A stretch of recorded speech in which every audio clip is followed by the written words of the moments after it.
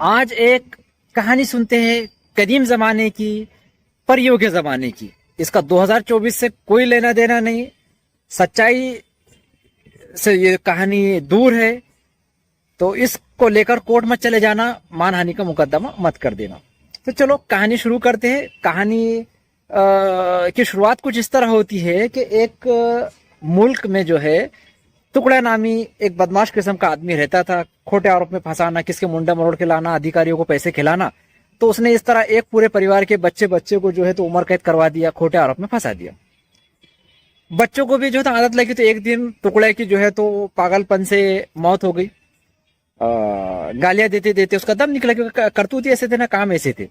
तो फिर इन्होंने क्या करे कि कुछ लोगों को खोटे आरोप में फंसाने की साजिश रचे, अंडों ने फंसा दिए। फिर कैसा होता था कि जब किसी के ऊपर कुछ अगर आरोप लगता था उस जमाने में, तो वजीरों की टीम होती थी, काले जुब्बे पहनते थे वजीर लोग, और बादशाह के सामने जाकर जो है तो अपनी बात रखते थे। सच्चाई और इंसाफ वहां पर होता था। तो जो बादशाह है उसको बात समझ में आ गई कि ये टुकड़ा के अंडे जो है तो बहुत खोटे आरोप में फंसाने के माहिर है। जब उसने पूरे हकाइक देखा और फैसला सुना दिया कि भाई ये जो है तो खोटा आरोप है और निर्दोष, इनको बरी कर दिया। तो जो वजीर लोग थे वो जानकार लोग हुआ करते थे। तो अब ये टुकड़ा ने भी क्या करा कि इसके पास पैसे बहुत थे, तो एकदम नामचीन एक बड़े काले कोट वाले वजीर को इसने अपनी पक्ष रखने के लिए दिया। अब उसकी भी नाक कट गई, तो अब उसने भी क्या करा, ये मैं थोड़ा आगे चलकर मैं बताता हूँ। लेकिन उसके पहले आप ये देख लो कि वहां का जो राजा था, तो उसको ऐसे एक मन में आया, उसने बोले बकरी का शिकार, बकरी का गोश्त खाना मना। लेकिन कुछ लोग जो है तो उसको पसंद थे बकरी का गोश्त खाना, उसका कारोबार करते थे।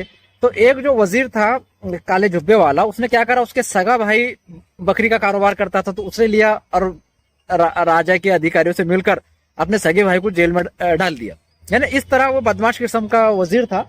तो उसी बदमाश किस्म के वजीर को टुकड़ा के अंडे ने जो है तो हाथ मिला लिया और बादशाह के सामने हाजिर हो गए। अब वहां पर जब सच्चाई रखी गई, अब ये काले जुब्बे वाले वजीर का भी बहुत नाम था, है ना, उनकी एक ग्रोथ है, टीम थी। तो उनकी नाक कट गई, बदनामी होने लगी, भाई झूठे काम कर रहे, खोटे काम कर रहे हैं ना, खोटों का साथ दे रहे। तो अब राजा ने जो है तो फैसला सुना दिया कि भाई ये निर्दोष बरी है, झूठा आरोप है। तो अब इन्होंने क्या करे कि जो टुकड़ा का अंडा था, तो उसको बोले कि भाई हम इशारा करेंगे तो तू आ जाना और धांधला करना, जो बादशाह सलामत है उनके सामने, है ना। और जैसा धतिंग करना, धतिंग में तो टुकड़ा माहिर था, उसके अंडे भी माहिर थे। तो इस तरह उन्होंने करे।